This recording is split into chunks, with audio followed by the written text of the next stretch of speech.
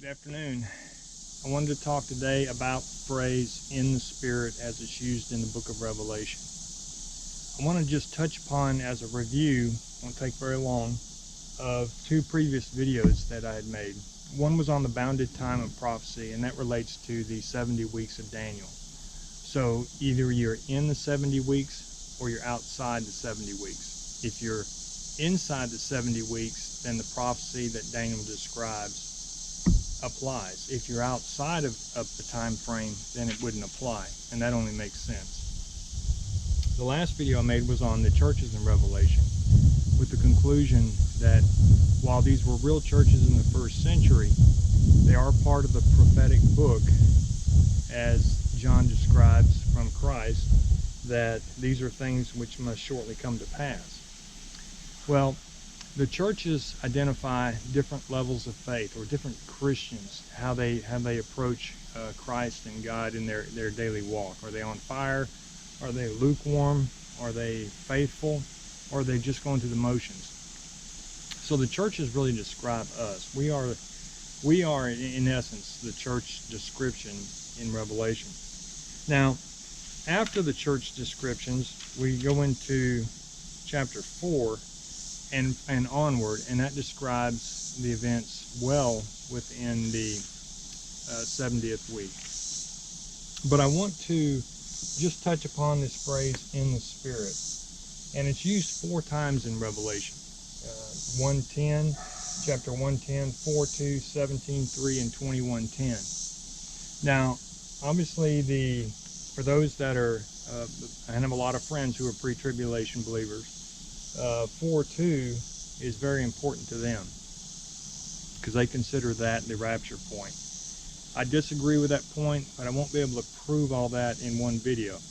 What I am trying to show is that if you're relying on the phrase "in the Spirit" as the rapture, then you have some problems, because it is used 4 times in the book of Revelation. And without a lot of description, let's just go to chapter 1, verse 10. And John writes, "I was in the Spirit on the Lord's day, and heard behind me a great voice, as of a trumpet." And then it goes into, that's just before the churches, and then you get into chapter 4, verse 2, "And immediately I was in the Spirit, and behold, a throne was set in heaven, and one sat on the throne." I'm not going into further detail of what is described after these verses that mention "in the Spirit," but it is worth warranting looking at chapter 4, verse 1, because this is a stronghold for pre-tribulation. And it says, "After this I looked, and behold, a door was opened in heaven, and the first voice which I heard was as it were of a trumpet talking with me, which said, Come up hither, and I will show thee things which must be hereafter. And immediately I was in the Spirit, and behold, a throne was set in heaven, and one sat on the throne." Now, you have to coordinate other verses to get a structure of a prophetic end time. Based on that alone, I can't say that that's the rapture, and I don't think a reasonable person would without other evidence. Personally, I don't think that evidence is very strong, and I don't think it connects very well. But to say this is the rapture seems to miss the context of what chapter 4, verse 1 and 2 are saying. This is the opening vision where John gets to actually see the future, and so you can envision a door being opened and him being taken up so he can see what is to come. Now, seeing what is to come is not necessarily a strong point to say that that's the rapture and we're all leaving at that point. We have to take the verse at its face value, and that is John sees a door and he goes up to heaven. He's in the Spirit, so he's taken away. Now let's go to chapter 17:3, and here's another incidence where that phrase "in the Spirit" is used, and without other description, it says, "So he carried me away in the Spirit into the wilderness, and I saw a woman sit on a scarlet-colored beast full of names of blasphemy, having 7 heads and 10 horns." Now, that's a direct statement. He is carried away in the Spirit into the wilderness, and he sees this woman. Certainly that's not the rapture point, but it is another point where John is taken in the Spirit. Let's go to 21:10, which is the last example. 21:10,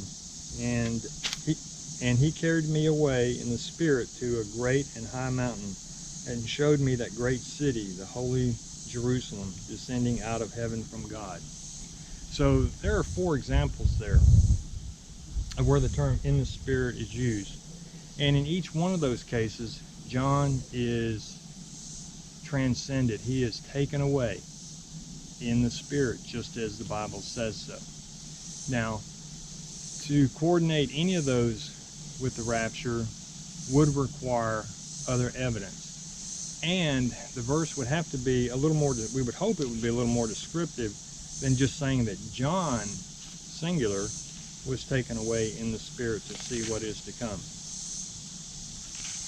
Again, looking at chapter 4, verse 1, a door is opened, and he hears a loud voice, and it says, "Come up here."